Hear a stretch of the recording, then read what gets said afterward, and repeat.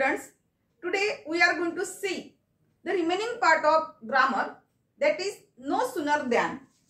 चला तर विद्यार्थी मित्रांनो, आज आपण no sooner than sentences कशा प्रकारची बनवायची आहेत त्यातील काही रिमेनिंग पार्ट जो आहे ते आज जाणून घेऊया.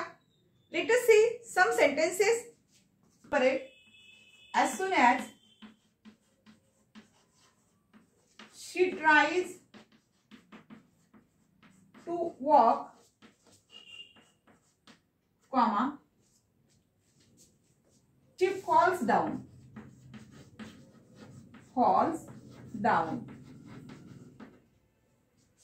बघा, फर्स्ट सेंटेन्स मध्ये तुम्हाला काय लक्षात येत आहे? आपल्याला याचं काय बनवायचं आहे? नो सूनर दॅन सेंटेन्स मध्ये कन्वर्ट करायचं आहे. दिलेलं जे वाक्य आहे कशामध्ये दिसतंय तुम्हाला? ॲज सून ॲज मध्ये दिसत आहे. तर convert into no sooner than करायचं असेल तर कशा प्रकारे करायचं आहे?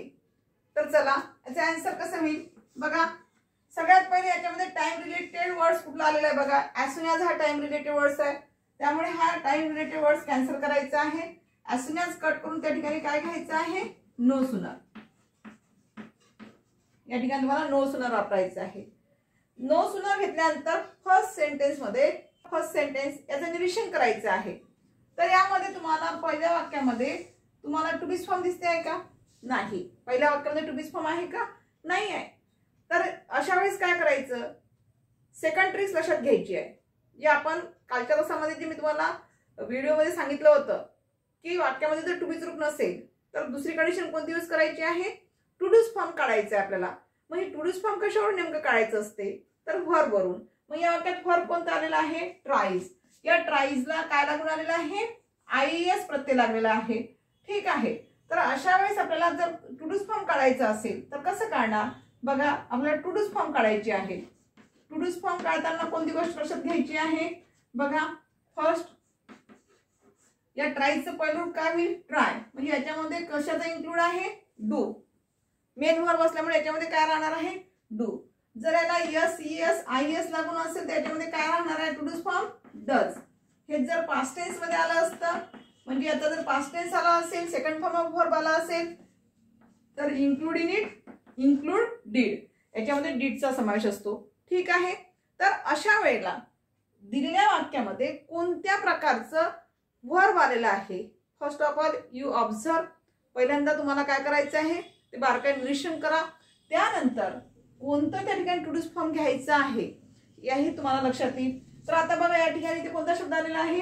ट्राईज हे व्हर्ब आलेला आहे. म्हणजेच आपल्याला कोणतं टू डू फॉर्म वापरावं लागेल वाक्यामध्ये? डज. चला,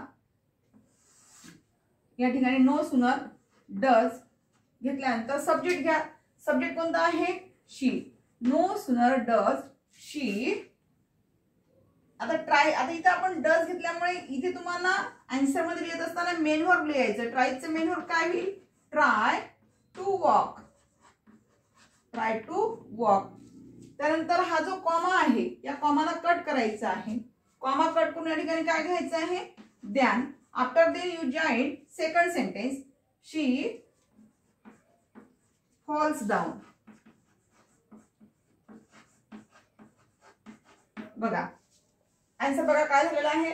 no sooner does she try to walk than she falls down. आपण त्या दिवशीला सांगितलं होतं जर नो सूनर दॅन बनवायचं असेल त्यावेळेला नो सूनर दॅनचा अर्थ काय होतो? एक क्रिया संपतेच लागली दुसरी क्रिया घडून येत असते.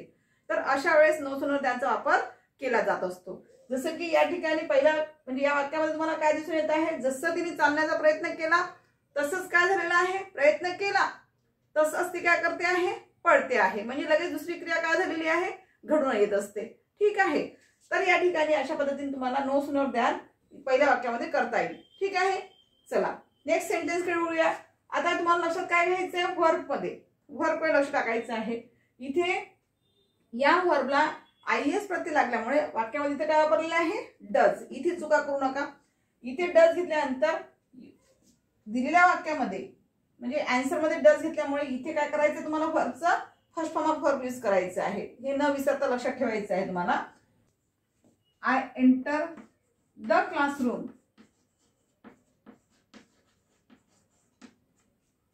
There is a pin drop silence.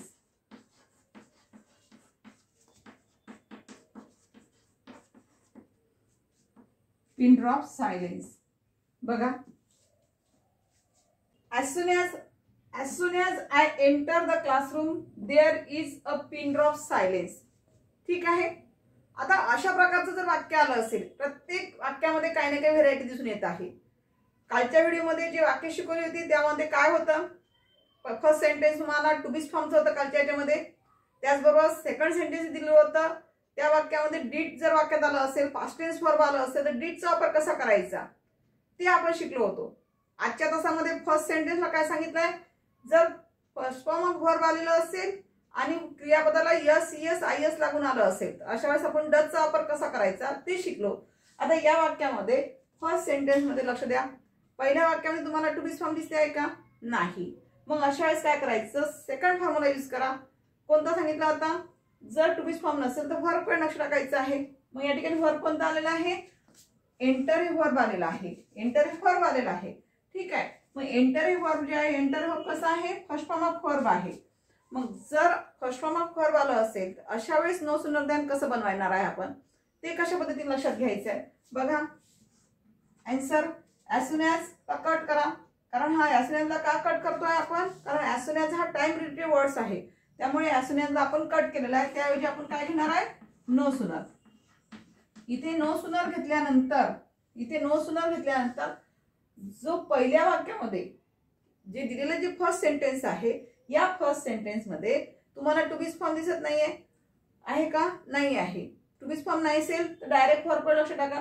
इथे वर्बचं कोणतं रूप आलेलं आहे, फर्स्ट फॉर्म ऑफ वर्ब आलेला आहे. म्हणून या ठिकाणी सरळ सरळ टू डूज फॉर्म काय घ्यावं लागेल, ओनली डू घ्यावं लागेल.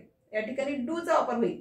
आता इथे डू घेतल्यानंतर एक गोष्ट लक्षात ठेवायची, जसल्या तसं as it is write first sentence, जसल्या तसं पहिलं वाक्य लिहून टाकायचं. No change in it. I enter the classroom.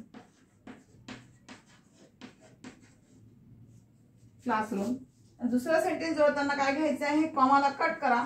Then joint second sentence, there is a pin drop silence.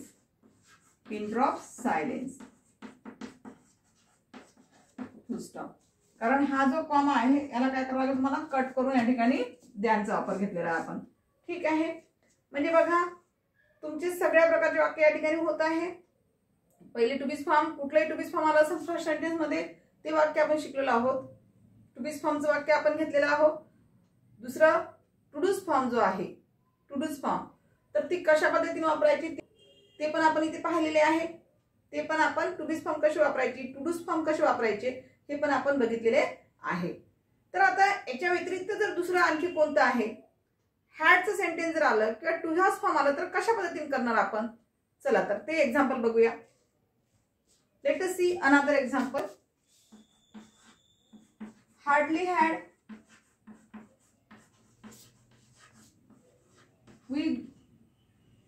we gone some distance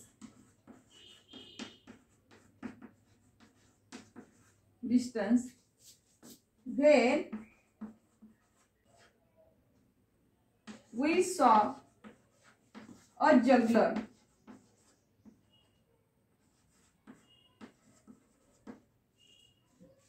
We saw a juggler.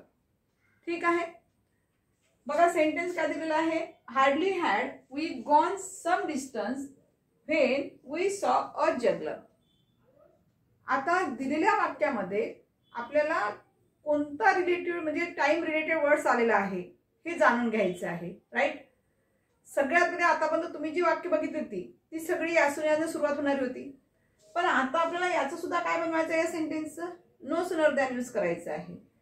How to make no sooner than, कसं बनवणार आपण, तर त्यासाठी एक गोष्ट लक्षात घ्यायचं की या वाक्यामध्ये टाइम रिलेटेड वर्ड्स कुठला आलेला आहे का, टाइम रिलेटेड वर्ड्स कोणता आलेला आहे, सगळ्यात पहिले तुम्हाला काय करायचं आहे, आयडेंटिफाय करायचं आहे. तर समजा नाहीच लक्षात आलं तर सेकंड मेथड यूज करा की या ठिकाणी टाइम रिलेटेड जो वर्ड्स आला असेल त्याला कट करायचं आहे. या हार्डलीला कट करून काय करायचं, हार्डली हा टाइम रिलेटेड वर्ड झालेला आहे, त्याच्याऐवजी इथे काय घ्यायचं आहे, नो सूनर. आपण इथे नो सूनर घेतल्यानंतर या वाक्यात नो सूनर घेतल्यानंतर या ठिकाणी तुम्हाला इथे काय दिसते आहे, या वाक्यामध्ये तुम्हाला इथे हॅड दिसते आहे. आपल्या फॉर्म्युलामध्ये सुद्धा कालच्या व्हिडिओमध्ये फॉर्म्युलामध्ये हॅड आलेला होता. तर हा जो हॅड आहे ॲज इट इज जशा तसं घ्या हॅड. त्यानंतर हा जो सब्जेक्ट आहे हा सब्जेक्ट वी. त्यानंतर third form of verb gone as it is. कारण हॅड जर असेल वाक्यामध्ये तर ॲज इट इज तिथे काय राहिलेला आहे, त्या वाक्यामध्ये ॲज इट इज तिथे काय राहणार आहे, थर्ड फॉर्म ऑफ वर्ब राहणार आहे. म्हणजे पास्ट पार्टिसिपल ऑलरेडी येणारच आहे वाक्यामध्ये, म्हणून ॲज इट इज जशा तसं घ्या. आफ्टर द जो व्हेन आहे या व्हेनला कट करायचा आहे आणि व्हेन कट करून इथे काय कशाचा वापर करायचा आपल्याला, द्यानचा. व्हेनला काढून त्या ठिकाणी काय घ्यायचं आहे, द्यान. We saw a juggler. बघा फॉर्म्युलामध्ये या 3 गोष्टी सांगितलेल्या होत्या. First to be form, second to does form आणि थर्ड टू हॅज फॉर्म. म्हणजे टू हॅज फॉर्म मध्ये काय येते, हॅड. तर हे 3 प्रकारचे वाक्य आपण बघत आहोत. तर बघा जर हार्डली हॅडचं वाक्य आलं असेल किंवा हार्डली व्हेनचं सेंटेन्स आलं असेल आणि त्यापासून जर आपल्याला नो सुनर दॅन जर बनवायचं असेल तर अशा वेळेला सगळ्यात पहिले हार्डली हा शब्द कट करून त्या ठिकाणी काय घ्यायचं आहे, नो सुनर घ्या. इथे नो सुनर घेतल्यानंतर त्याच्यानंतर हॅड घ्या. हॅड घेतल्यानंतर जो सब्जेक्ट आहे तो सब्जेक्ट ॲज इट इज जशा तसा घ्या. नंतर थर्ड फॉर्म ऑफ वर्ब घ्या. After then remaining part of first sentence some distance as it is लिहायचं आहे. त्यानंतर हा जो व्हेन आहे इथे तुम्ही चुकू शकता, मुलं गडबडीमध्ये लिहित असताना व्हेन जशा तसं लिहितात. आपल्याला व्हेन कट करून काय घ्यायचं आहे, द्यान घ्यायचं आहे. द्यान घेतल्यानंतर या ठिकाणी काय करायचं आहे, सेकंड सेंटेन्स जोडून द्यायचं आहे. ठीक आहे. तर अशा पद्धतीने तुम्हाला या ठिकाणी वाक्य म्हणजे करून बघावं लागेल, प्रॅक्टिस करावं लागेल की कोणत्या प्रकारचं कोणतं वाक्य आलं तर नो सुनर दॅन मध्ये कशा पद्धतीने बनवणार आपण, याविषयी तुम्ही प्रॅक्टिस करा.